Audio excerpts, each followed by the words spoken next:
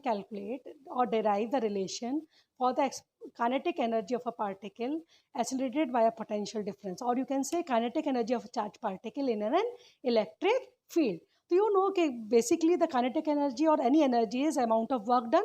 So in this case, work done we can calculate by force into displacement. Now force in this case for electric field will be F is Q into E, where Q is amount of charge, E is electric field. The acceleration produced by this force will be F upon m. We can say QE upon m.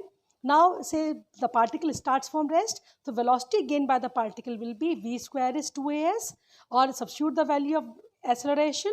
So and value we get QE upon m into S. So from this formula we get the value of V square, and then kinetic energy is half mv square, that value is Q into V.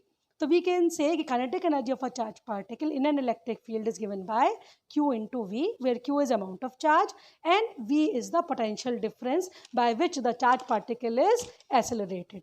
Now here you have to keep in mind that this formula will be used, means this Q into V will be used in a number of chapters, like for example in this electrostatics. Then you will use the same relation in atoms and nuclei, magnetism, and at times in some other topics of EMI and AC at times. So say for example here we are calculating a alpha particle is there and a proton is there, and they are accelerated by the same potential difference. Then find the ratio of their velocities and momentum. If this sort of question is given, then you know the kinetic energy of the particle is Q into V.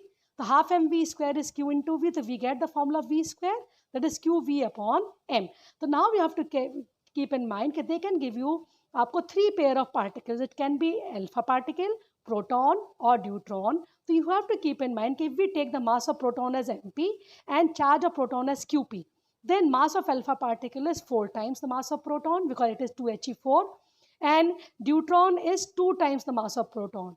Charge of alpha particle is 2 times the charge of proton, whereas charge of deuteron is same as the charge of proton. So here we can substitute the values and we get the value of velocity of alpha particle and velocity of proton ka square, and that way we calculate the value. So we get V alpha upon Vp is 1 upon under root 2. Second part is saying a ratio of momentum. So you know momentum is mass into velocity. So again substitute the values. P alpha upon P of proton will be M alpha V alpha upon MP Vp. And again substitute the values of means relation of mass of alpha particle in terms of proton, and velocity you have got in the first part. So we get the ratio. Now next thing we are taking is equipotential surfaces.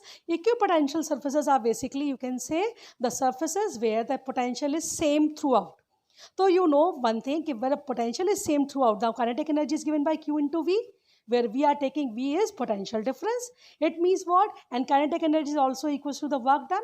So we can say since V is 0 for equipotential surface, so work done is 0. So we can say the first property is all the points lying on the equipotential surface are at the same potential.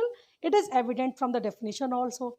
Second, if we take a charge from one point to another on an equipotential surface, then work done is 0 because potential difference between any 2 points is 0. Third, you have done the relation ki E is dV by dr magnitude wise. So we say if the equipotential surfaces are very closely packed, then at that point the electric field will be stronger and vice versa. Last, we have done ki electric field lines are always normal to equipotential surface. This we have explained just in the previous video.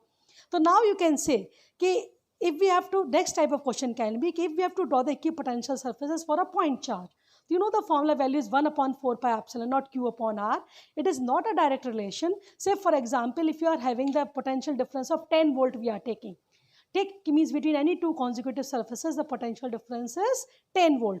So in that case, in the beginning, if you take the distance 1 meter, then you take it 2 meter, then just becomes half.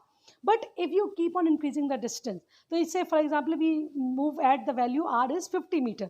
Then to make it the half value of that, we have to move to 100 meter. So that's why we say that when we draw the equipotential surfaces for a point charge, then they are not equidistant from each other. In the beginning, the distance between 2 surfaces is smaller and it will keep on increasing. Means if we draw the other surfaces, it will come like this. Means distance will keep on increasing.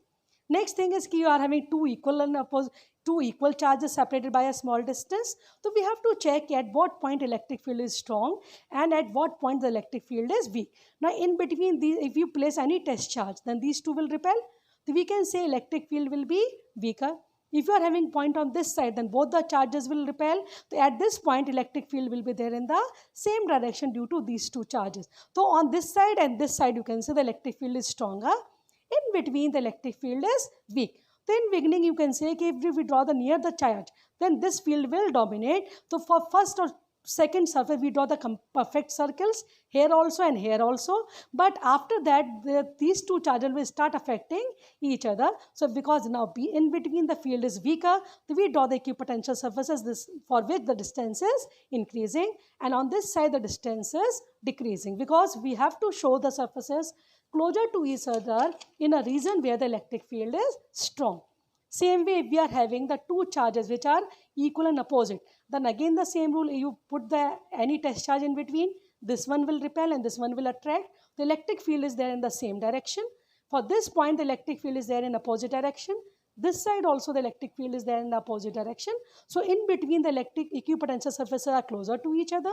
Here they are far apart, and in the beginning, means just closer to the point, they are perfect circles. And after that, we have to show the distortion. Now, one last question, say we are having any charge kept at the center of a rectangle or the square, and say we move any other charge, which is like, for example, a test charge from A to B, means diagonally opposite corners. Then diagonally opposite corner are at the same distance from the charge. So we can say in that case A and B are at the same potential. So work done in taking the charge from A to B, any other charge, then this Q will be 0. Now next we will discuss in the next video.